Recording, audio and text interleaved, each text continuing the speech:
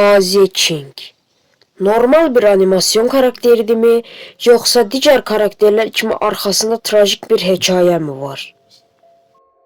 Heç fikir vermisiniz? Azeçing 19 yaşında olmasına baxmayaraq çox yaxşı döyüşür və həmişə yanında bir silah gəzdirir.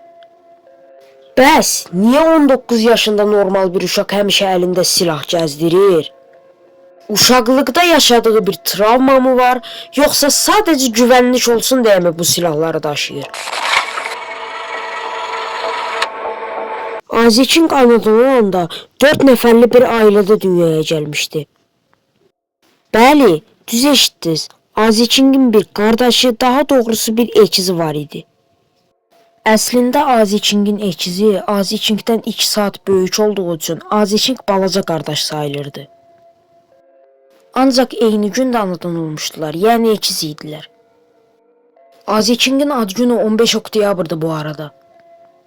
Azeçing və ailəsi ilk başda çox mehriban idilər, ancaq bu mehribanlıq sonsuza qədər sürməyəcəkdi.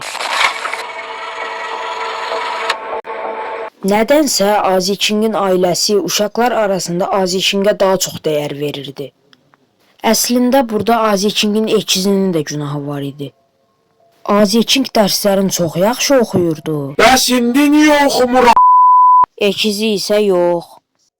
Azeçing çox mehriban idi. Ekizi isə yox. Azeçing ailəsinin sözünə qulaq asırdı. Ekizi isə yox.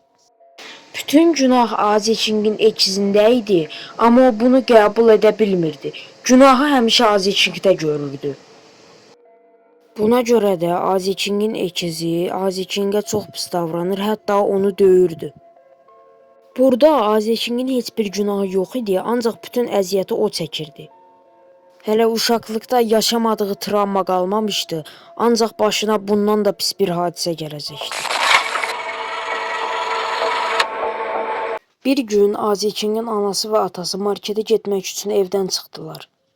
Gözlədilər, ancaq anaları və ataları qayıtmadı. Yavaş-yavaş axşam düşürdü, ancaq anaları və ataları hələ də qayıtmamışdı. Ekizlər get-gedə narahat olmağa başlamışdılar. Mən olsam mən də narahat olardım. Sonradan bildilər ki, valideynləri yol qəzasında dünyalarını dəyişib. Artıq ekizi ilə Azeçing evdə tək qalmışdı.